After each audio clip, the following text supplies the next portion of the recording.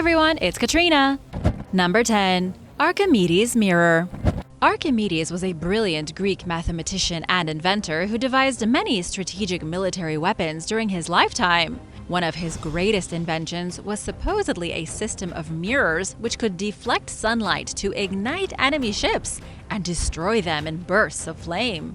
The legend of Archimedes and his army of mirrors began sometime in the Middle Ages. It allegedly happened during the siege of Syracuse in 214 BC. There was a Greek colony living on the island of Sicily, and the Roman Republic wanted them gone. The Romans brought their ships to the island, and the Greeks destroyed many of them in fiery explosions. But the Romans ultimately won. The Romans stormed the city, took control over the entire island of Sicily, and moved one step closer to becoming the Roman Empire. But let's get back to the giant mirror weapon. Legend has it that Archimedes set up over 400 mirrors to work in sync, each one capturing a reflection of sunlight and directing the beam at an enemy ship. All these beams, focused on the same spot, caused the ships to burst into flames. However, no modern scientists have ever been able to recreate this. The issue is that even if you could light a piece of wood on fire with a concentrated sunbeam, the fire would go out with a splash of salt water.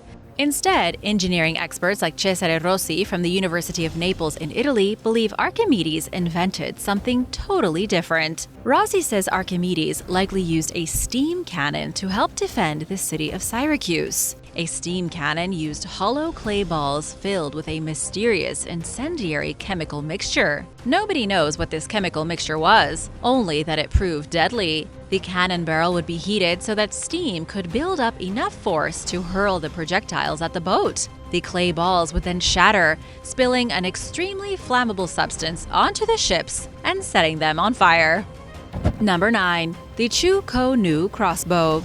The Chukou New repeating crossbow was a deadly weapon used by the famous strategist Sun Tzu. This was the guy who literally wrote the book, The Art of War. It was invented near the end of the 1st century AD in China during the Warring States period, and it was an absolute game changer. The repeating crossbow combined bow spanning, bolt placing, and shooting into one easy action. This meant faster firing and deadlier combat. The earliest Chukou New crossbows even used pistol grips like primitive firearms. The repeating crossbow really was the first accessible gun for everyone. Even if you weren't a trained warrior, you could use it. Students, scholars, women alone. It was also a handy self-defense tool that somebody could carry with them relatively easily. The only issue was that because of its compact size and ease of use, the repeating crossbow wasn't exactly a killing machine. It couldn't shoot arrows hard enough for them to do real damage. For this reason, it was recommended that people dipped their darts in poison before they shot them. That way, they only needed to draw a little bit of blood to make a kill.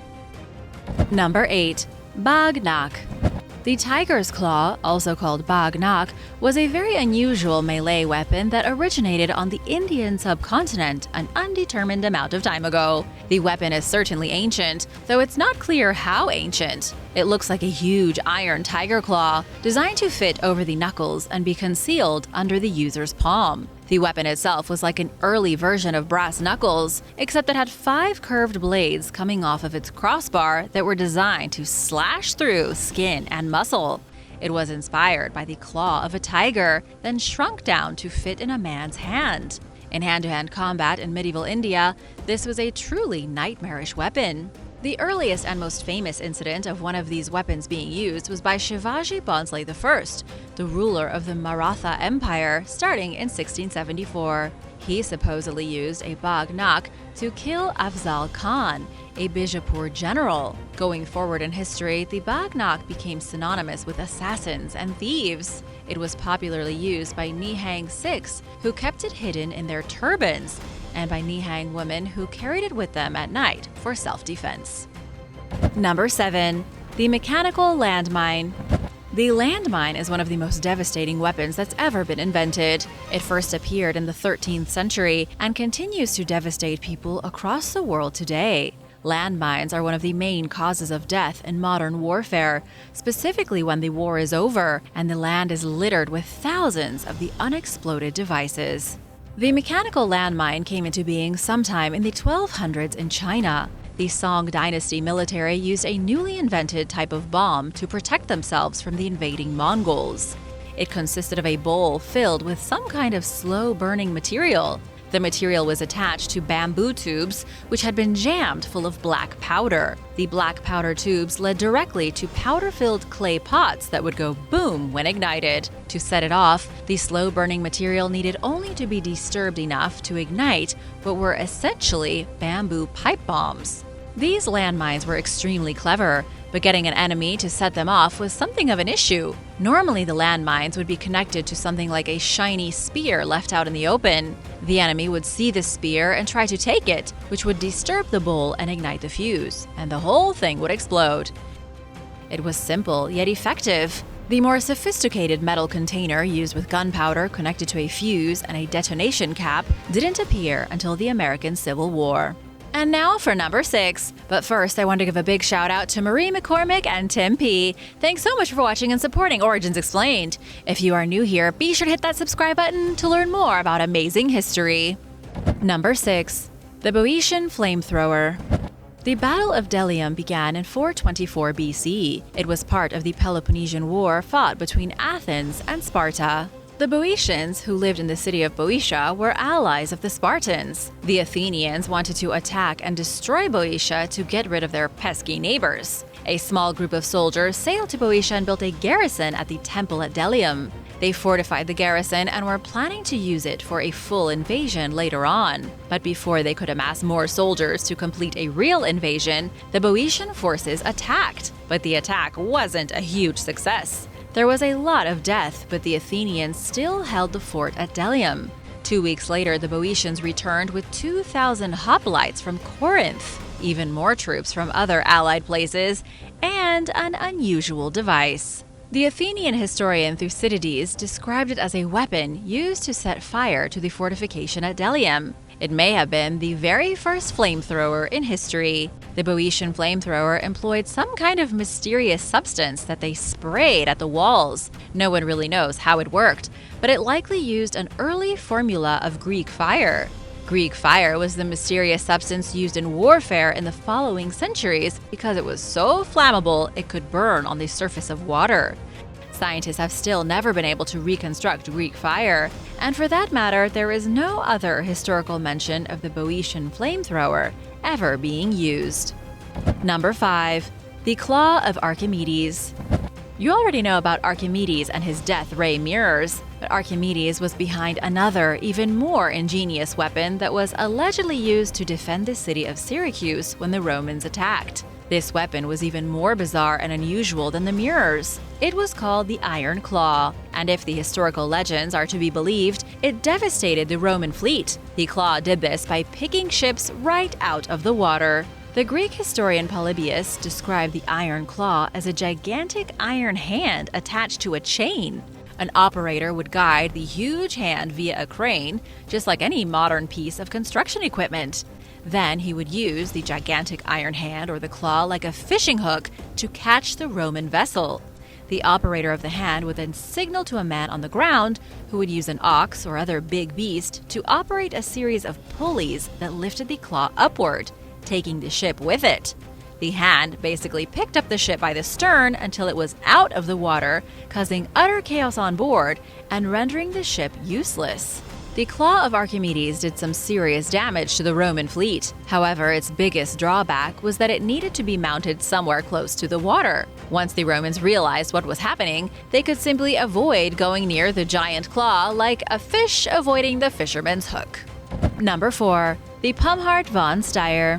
The Pumhard Von Steyer was truly the first supergun ever built. It was invented in medieval Austria and is still believed to be the largest ever iron bombard weapon by caliber. In other words, it was the biggest caliber gun until modern times. It was produced in the 15th century and was able to fire a ridiculously heavy stone ball of 1,521 pounds. It could fire this behemoth projectile almost 2,000 feet. We know this weapon is real because it's currently on display at a museum in Vienna. Unfortunately, we don't know if it was ever used or if it was ever effective. The weapon itself weighs a ridiculous 8 tons, meaning it would have been a nightmare to move from one place to another.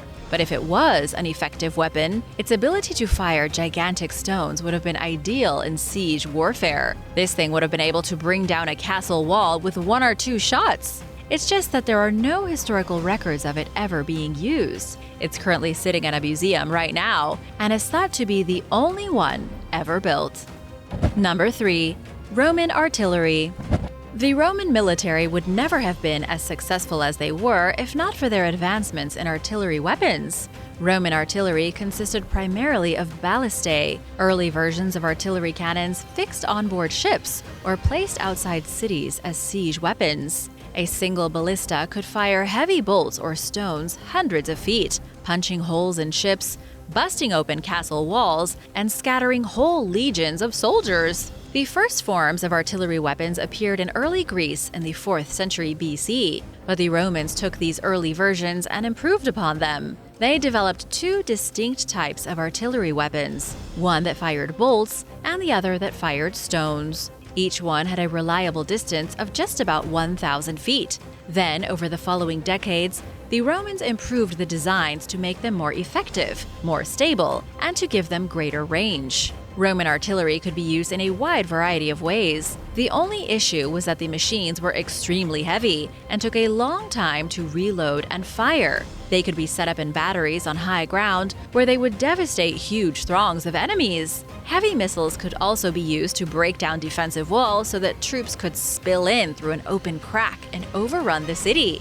There were endless ways to use the ballistae, especially combined with other Roman siege weapons like the siege tower and catapults. Together, these weapons made the Roman army almost unstoppable.